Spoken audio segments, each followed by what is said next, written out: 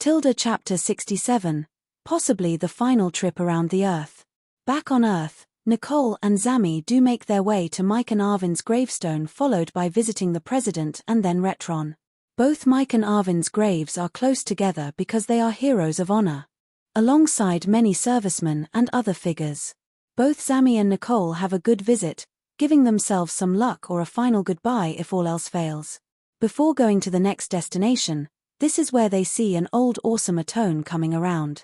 This was the same awesome Atone that came from the Titanran planet before they all left on the Titanran cruise during their last space travel.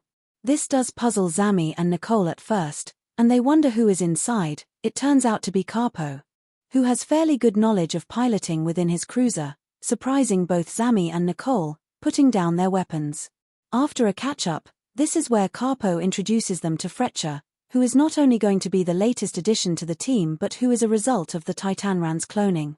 This makes Freccia the first resurrected race to come about. Sadly, this is all the help the Titanrans can provide after Zami and Nicole's request. Carpo does need to go back to their world considering what they own, but otherwise, Freccia is left with the Legion and given his Collaptor. Carpo gets going, saying bye to each other in a way which is friendly, yet no one knows what could happen to one another. Freccia is an Arawak. He is jade green with green fins, a big eye which can turn into a mouth, and a body which is both lizard and human-like at the same time. He can form his clothing and even spawn his crossbow, which has arrows made up of a variety of element abilities, but minor ones at that. This race is also able to connect to the minds of past ancestors and even knows where his world is at, and this race is born with instant wisdom. Freccia approaches the Legion in a very friendly manner as he asks what is happening next. Already ready for action, there is no time to waste, and the Legion will catch Freccia up with everything so far as they make their way. This includes who they have fought, who they are up against. The fact that Xionthor is still alive, Xionthor is on his quest. The Legion was a thing until it wasn't, hoping to get the Legion almost back together and way more as this long journey goes on, from Earth to Xionthor. The Legion also has a very good impression of Freccia. They like his wisdom, the fact that he listens well, his variety of abilities and more, keen to know a bit more about Freccia's race. The Legion also said to Freccia that after seeing two leads within the Earth, the Legion will be going to the mountain as this is where Hermota is.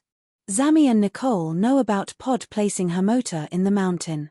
As they wonder whether Earth is still good enough to protect Hermota, Freccia, thanks to his connection with his world, and knowing where it is, says that his race used to store traces of elements as research thanks to the original 4 living elements.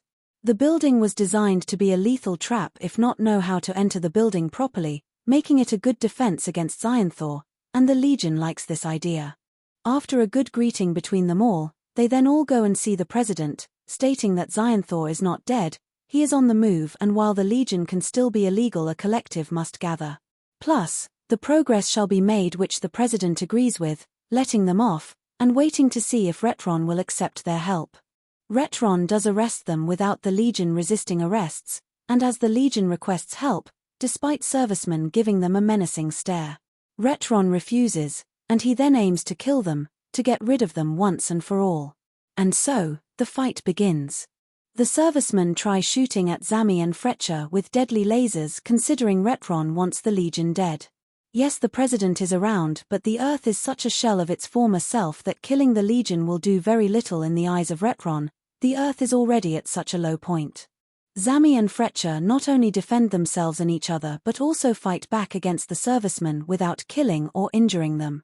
Zami not only attempts to use martial arts while using his lightning to counter the lasers, but he does zap one serviceman after enough to put them off fighting.